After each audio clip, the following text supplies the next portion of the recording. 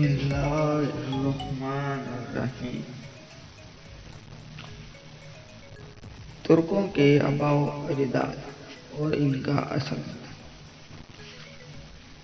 ماورا النہر کا علاقہ، جسے آج ہم ترکستان کہتے ہیں، اور جو مشرق میں منگولیا اور شمالی چین کی وادیوں سے، مغرب میں بحیرہ خزر اور شمال میں لائبیریا کے میدانی علاقوں سے جنوب میں برصغیر اور فارس تک پھیلے ہوئے تھے۔ اس علاقے میں اس خاندان کے بڑے بڑے قبائل رہائش پذیر تھے۔ ان کو ترک یا تراک کے نام سے جانا جاتا تھا۔ چھٹی صدی عیسوی کے نصف ثانی میں ان علاقوں نے اپنا اصل وطن کو چھوڑ کر گروا در گروا مغرب کی طرف روانہ ہوئے۔ ان کی پہلی وجہ اس علاقے میں شدید قحط اور بڑھتی ہوئی آبادی تھی۔ دوسری وجہ ایسے بڑے قبائل سے دشمنی کا سامنا جو ان سے تعداد اور طاقت میں کہیں زیادہ تھے، جیسے منگول۔ ایسے دشمن سے بچنے کے لیے انہوں نے ترکستان چھوڑ کر مغرب کی راہ لی اور دریائے جیہو کے قریبی علاقوں میں بس گئے، جہاں سے بعد میں وقفاً طبرستان اور دریان آئے اور یہاں بود و باش اختیار کر لی۔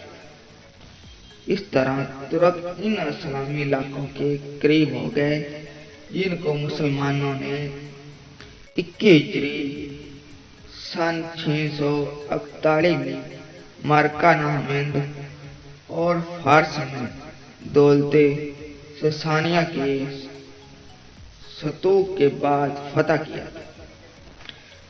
اسلامی دنیا کے ساتھ ترکوں کا اتصال 22 ہجری سن 652 کو اسلامی فوجوں نے باب کے علاقوں کی طرف پیش قدمی کی تاکہ ان علاقوں کو فتح کریں۔ یہ وہ علاقے تھے جن میں ترک سکونت پذیر تھے۔ اسلامی سپاہ کے سپہ سالار عبد الرحمن بن ربیعہ رضی اللہ تعالیٰ عنہ نے ترکوں کے سردار شہربراز سے ملاقات کی۔ شہربراز نے عبد الرحمن رضی اللہ تعالیٰ عنہ سے صلح کی درخواست کی اور اس بات کا اظہار کیا کہ وہ ارمن پر حملہ کرنے کے لیے اسلامی لشکر میں شریک ہونے کے لیے تیار ہے۔ عبد الرحمن رضی اللہ تعالیٰ عنہ نے انہیں ایک قائد شراکہ بن عمر رضی اللہ تعالیٰ عنہ کے پاس بھیج۔ شہربراز نے شراکہ سے ملاقات کی اور ان سے اپنی خدمات پیش کرنے کے سلسلے میں بات کی۔ شراکہ نے ان کی پیشکش کو قبول کر لیا۔ اس بارے میں ایک عریضہ حضرت عمر بن خطاب رضی اللہ تعالیٰ عنہ کے نام تحریر کیا اور انہیں اس بارے میں اطلاع دی۔